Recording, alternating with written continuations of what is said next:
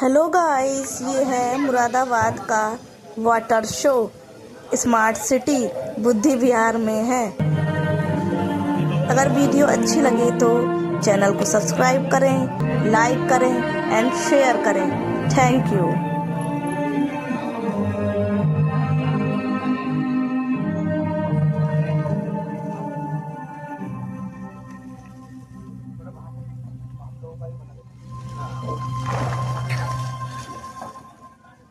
हम लोगों को कैसे बनेगा?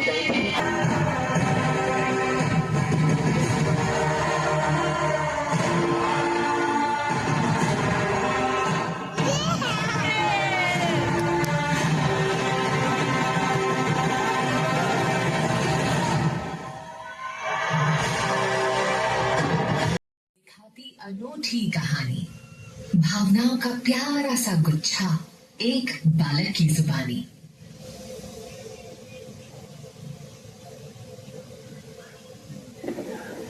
मुरादाबाद एक ऐसा शहर जिसे दिलचस्प बनाती है यहाँ की ढेर सारी कहानियां।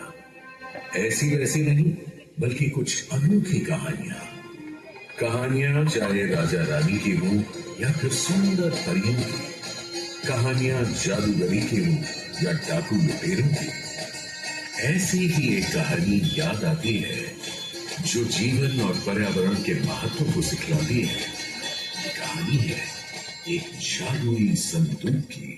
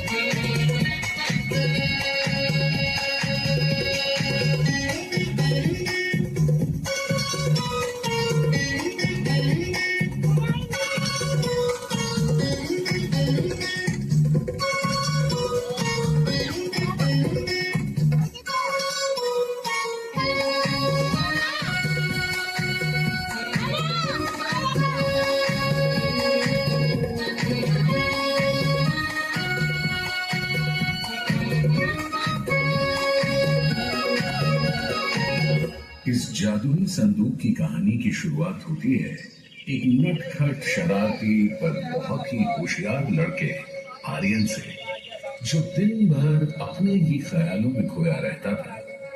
एक दिन की बात है जब आर्यन को खेलते खेलते अपने दादाजी के कमरे में एक संदूक दिखाई दिया। आर्यन को लगा कि दादाजी ने इस संदूक में जरूर कुछ संभाल कर रखा होगा। जैसे ही आर्यन ने वो संदूक खोला, उस संदूक में से एक रोशनी निकली और साथ ही एक आवाज आई। कहाँ देख रहे हो? इधर देखो, मैं एक जादुई संदूक हूँ। हाँ, तुम मुझसे कुछ भी मांग सकते हो, मैं तुम्हारी हर इच्छा को पूरी करूंगा, लेकिन बदले में तुम्हें मुझे प्रकृति से कुछ देना होगा। क्या तुम सही में मेरी इच्छा को पूरा करोगे और मैं जो भी मांगूंगा मुझे दे दोगे? पर मैं भला तुम्हें प्रकृति से क्या दे सकता हूँ? हाँ, मैं तुम्हारी हर इच्छा को पूरा करूंगा। तुम जो भी चाहोगे मैं तुम्हें वो सब दूंगा, और बदले में मैं तुम्हारे आसपास प्रकृति से कुछ वापस ले लूंगा। प्रकृति में तो अनगिनत चीजें हैं, तुम जो चाहे वो ले लेना। पर अभी तो बहुत जोरों की भूख लगी है, मुझे ढेर सारे फल चाहिए। क्या तुम मुझे मीठे मीठे फल दे सकते हो? ओ बिल्कुल, तुम अपनी आंखें बंद करो। जैसे ही तुम अपनी आंखें खोलोगे तुम्हें ढेर सारे फल मिल जाएंगे। जैसे ही आर्यन ने आंखें खोली, उसे ढेर सारे फल मिल गए। इस बात से बेखबर कि इन फलों के बदले संदूक पासी के बगीचे से सारे फल अपने पास ले लेता है। फल मिलते ही आर्यन खुशी से झूमने लगा।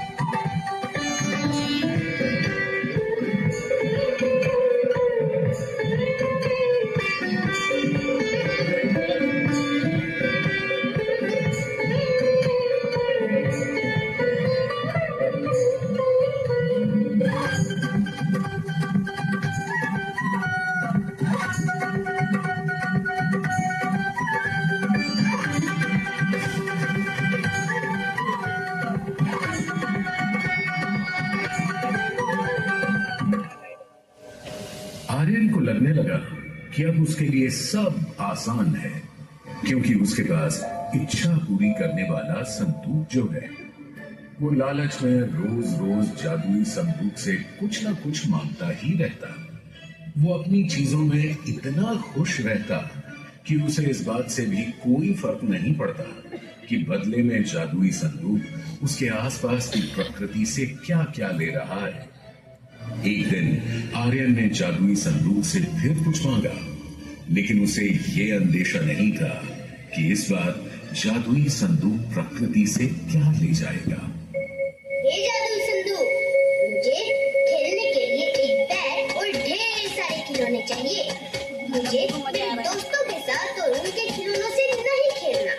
मुझे मेरे ही खिलौने चाहिए, बस। ठीक है, मैं तुम्हें एक बैग और बहुत सारे खिलौने दूंगा, और याद है ना कि मैं इसके बदले में तुम्हारे आसपास की प्रकृति से कुछ भी नहीं दूंगा। हाँ, मुझे पता है, प्रकृति के पास तो बहुत कुछ है। उसमें से थोड़ा तुम ले भी लोगे तो क्या ही फर्क पड़ जाएगा। तुम बस मुझे ये बताओ कि तुम मुझे बैग और खिलौने दोगे या नहीं। ठीक है, तुम अपनी आंखें बंद करो, और जैसे ही तुम अपनी आंखें खोलोगे तुम्हें सब मिल जाएगा। जैसे ही आर्यन ने आंखें खोली, उसे बैग और ढेर सारे खिलौने मिल गए। आर्यन की खुशी का कोई ठिकाना ही नहीं रहा।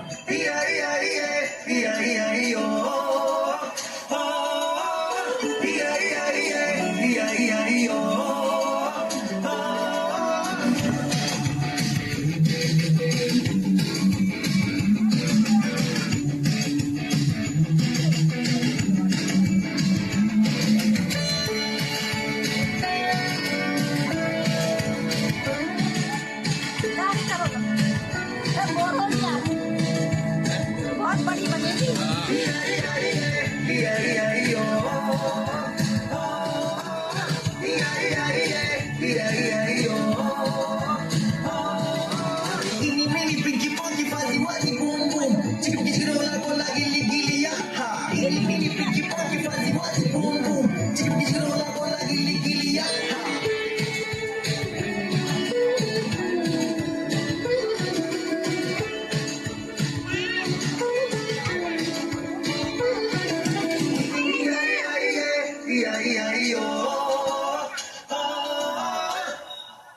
लेकिन पल भर में आर्यन की खुशी ओझल भी हो गई जब उसने देखा कि उनके आंगन में जो पेड़ था वो अब गायब हो चुका है।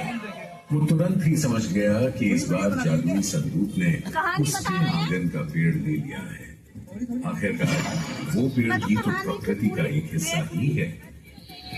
उस पेड़ से आर्यन की बहुत यादें जुड़ी थी, क्योंकि इसी पेड़ की छांव में उसके दादाजी उसे कहानियां सुनाया करते थे, उसके साथ खेला करते थे। आर्यन ने तो मानो जैसे अपनी जिंदगी का एक महत्वपूर्ण हिस्सा ही खो दिया। उसी रात उदास और हताश आर्यन से मिलने उसके दादाजी सपने में आए और कहने लगे, आर्यन, आर्यन, मेरे प्यारे बच्चे, तुम कैसे हो? आज तुम बहुत उदास थे और तुमने मुझे बहुत याद भी किया। तो देखो, तुम्हारे दादाजी तुमसे मिलने चले आए। दादाजी, मैंने आज आपको बहुत मिस किया। मैं बहुत उदास हूँ, क्योंकि मेरी वजह से उस जादुई संदूक ने हमारे आंगन का वह पेड़ ले लिया। वही पेड़ जिसके नीचे आप हमेशा मेरे साथ खेला करते थे, मुझे कहानियाँ सुनाया करते थे। हमारी कितनी यादें हैं उस पेड़ है। सब चला गया। अब मैं क्या करूं? बहुत बड़ी भूल हो गई, बहुत बड़ी भूल हो गई। आर्यन, गलती तो तुमसे हुई है बेटा, क्योंकि तुम्हारा लालच तुम पर हावी था। साथ ही तुमने अपनी इच्छाएं पूरी करने के लिए इस सुंदर प्रकृति को भी नुकसान पहुंचाया। तुम अपने जीवन में जो भी लक्ष्य बनाओ उसे अपनी लगन और मेहनत से पाने की क्षमता रखो। और हमेशा याद रहे कि ये प्रकृति बिना किसी स्वार्थ के हमें कितना कुछ देती है, तो हमें उसका सम्मान करना चाहिए, ना कि अपने स्वार्थ को पूरा करने के लिए उसे नुकसान पहुंचाना चाहिए। आप सही कह रहे हैं दादाजी। मेरी वजह से प्रकृति का नुकसान भी हुआ है और मेरी वजह